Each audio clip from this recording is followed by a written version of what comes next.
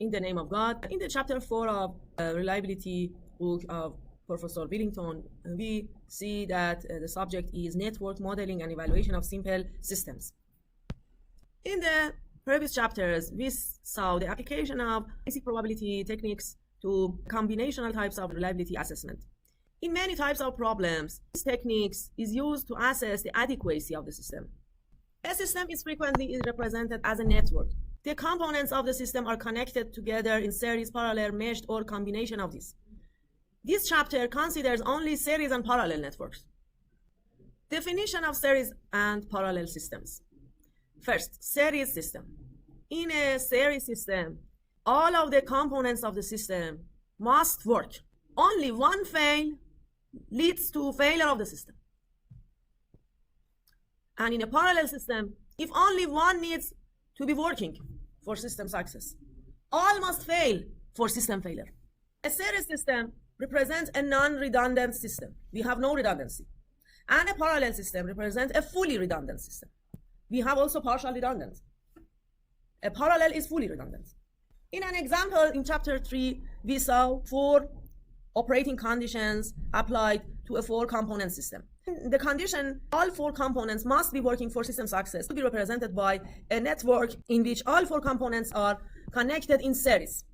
And the condition of only one component need be working for system success could be represented by a network in which all 4 components are connected in parallel.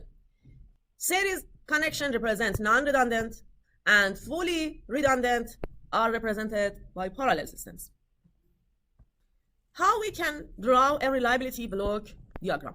Series system, when we have 2 components in series, we draw 2 blocks in series, and here is the input and here is the output of the system. And if we consider reliability of A and B as RA and RB, probability of successful operation of components A and B, and QA and QB as the probability of failure of the system A and B, and consider that success and failure are mutually exclusive and complementary, as we have RA plus QA equals 1 and RA plus QB equals 1. The requirement for system success is that both A and B must be working, and we can compute the reliability of the system by multiplying RA by RB. If there are now n components in series, we multiply all of the reliabilities.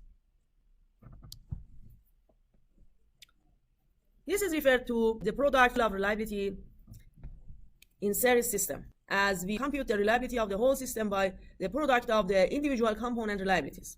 And if we want to compute the QS, which is the unreliability or probability of system failure, we can use the formula QS equals 1 minus RA RB. And if we substitute RA by 1 minus QA and RB by 1 minus QB, we will have QA plus QB minus QA QB. For n component system, we can compute the Q of the whole system by 1 minus reliability of the whole system, which is the product of the reliability of each component of the system. Example 4.1. A system consists of 10 identical components, all of which must work for system success. What is the system reliability? If each component has a reliability of 0.95, RS is equal to 0.95 to the power of 10, and we see that it is 0.5987. And we see that in a series system, increasing the number of the components in the system can decrease the reliability of the system. In this figure, we see effect of increasing the number of series components and considering the reliability of each component. For example, if the reliability of each component be 0.9, by increasing the number of components from 1 to 10, we will reach to the reliability of about 0.37, and when we have 20 components, we will have about 0.12 reliability of the whole system, which is very low. In normal engineering systems, the number of components in the system may be more than 100. So if we don't consider the redundancy, we should have each component to be perfect with reliability of 0.9999 to have acceptable reliability near 1 for a system, for example, that have 100 components. Is it possible, Mr. Fayed, that have components near 1 reliability? And we use 100 components? 100 components is normal, because all of the engineering system, for example, you see generator in plant or a transformer, number of components in the system is very high. It's difficult for having this problem. So we cannot have the reliability. But how we could improve the reliability of a system? Redundancy. Example 4.2. A two-component series system contains identical components, each having a reliability of 0.99. Evaluate the unreliability of the system. We can calculate QS by 1 minus reliability of the system, which is 0.99 to the power of 2, which is 0.0199. If we don't minus this QA by product of QA by QB and only add the unreliability of each system, is it a good approximation?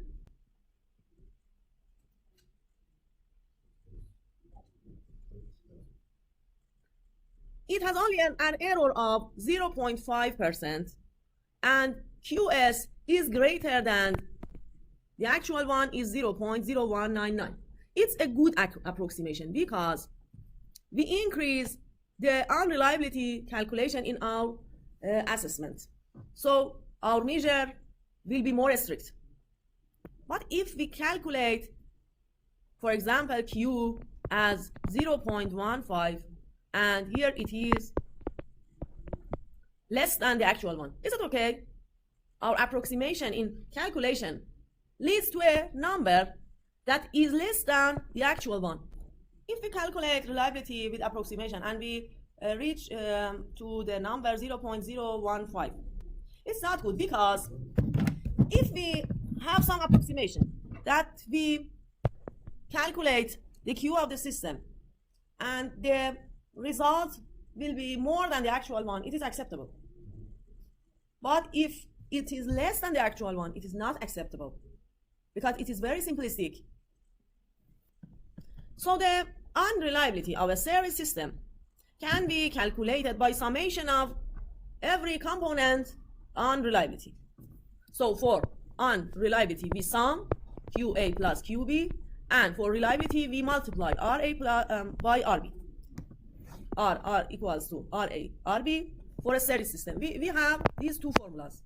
Q is QA plus QB, and R is RA, RB. Don't forget. A system design requires 200 identical components in series. If the overall reliability must not be less than 0.99, what is the minimum reliability of each component? If we want the overall reliability be greater than 0.99, for the reliability of each component should be R to the power of 200 is equal to 0.99. If we find the root of the 200 root of 0.99, we can reach to the 0.99995. It will be very expensive for us to manufacture a component with such reliability. What shall we do now?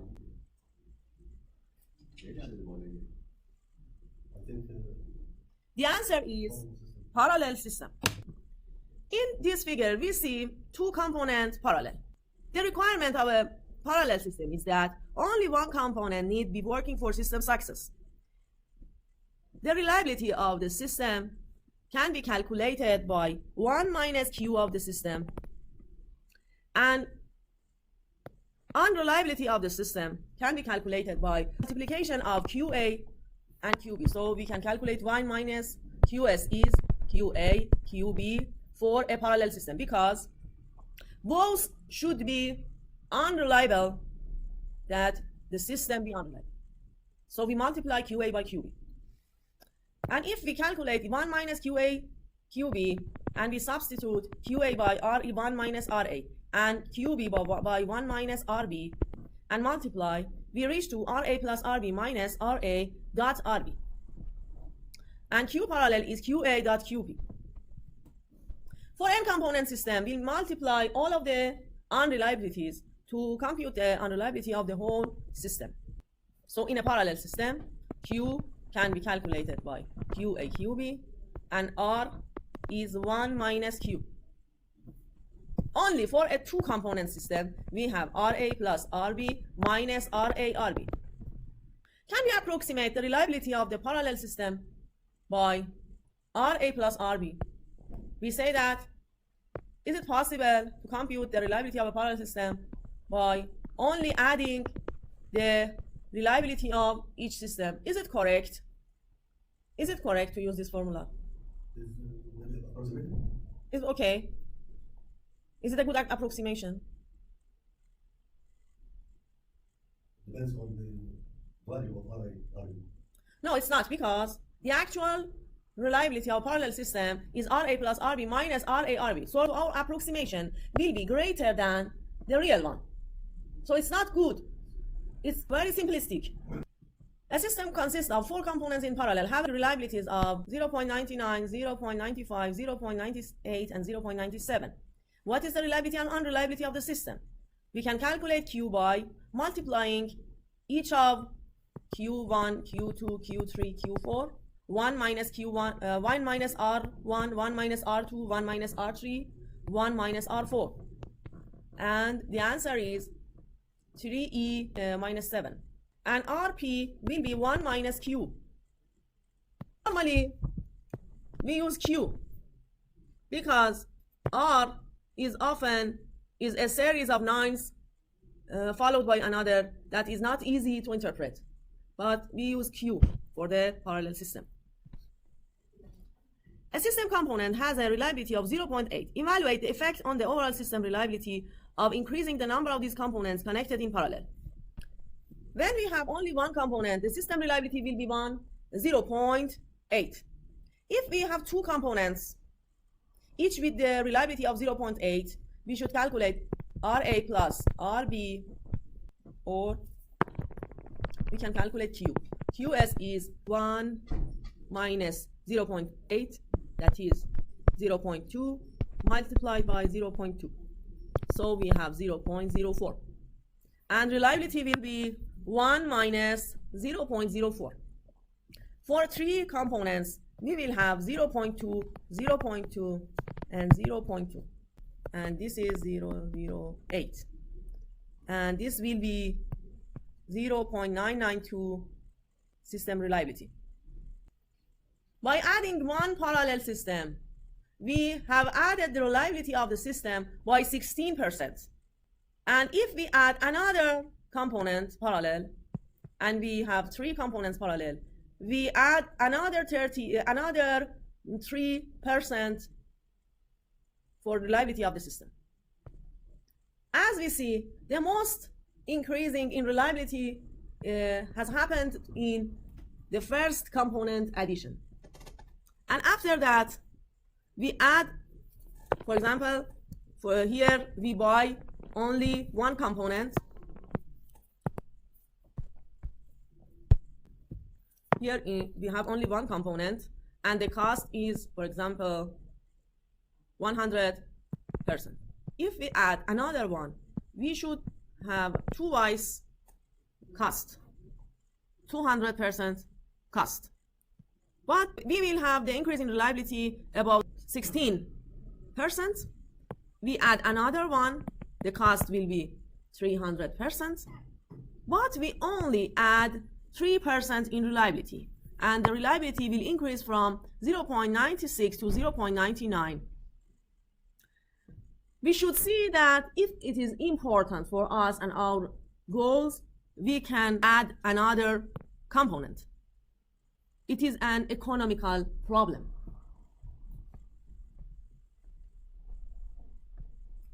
So when we add the number of the components of the system from 1 to 2, 3, 4, 5, and 6, the incremental reliability will decrease. And comparative reliability, for example, after 4 components, we don't have any change. We cannot see much change in the reliability of the system. It is flat. This figure, we see that most After 4 components, we cannot add the reliability of the system much. So I think 4 components can be a maximum for the number of redundancy. And in most systems, 2 is enough. Example 4.6. A system is to be designed with an overall reliability of 0.999. Using components having an individual reliability of 0.7, what is the minimum number of components that must be connected in parallel? 0.7 is a very low reliability for a component. It means that for a factory that produces, for example, 1,000 components in a day or a week or a month, everything, 300 have problems. It's a very low quality. And we see we can have a system with reliability of 0.999 from this low quality component by using 6 components. If we use 6 parallel components, we can reach to the reliability of 0.999. Series parallel systems. We consider a system that parts of it is composed of some series and some parallel systems. For example, 1, 2, 3, and 4 in this example, 4, 7 are connected in series, 5, 6, 7, and 8 are connected in series, and the results are connected in parallel. And we want to calculate the reliability of the whole system if each of them have the reliability of 0.9.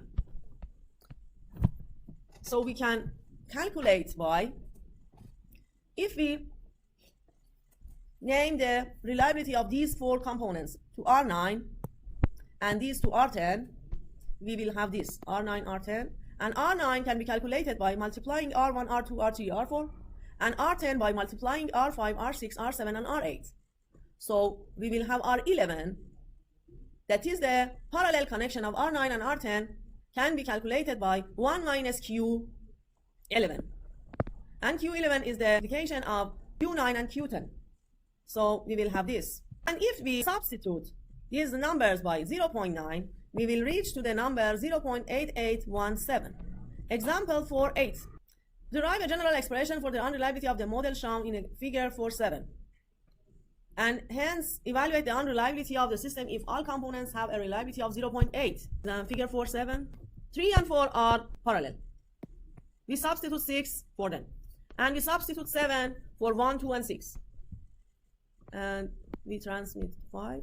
Substitute 8 for 7 and 5.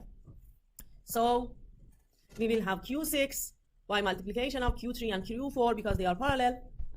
And Q7 is the multiplication of reliability of R1, R2, and R6.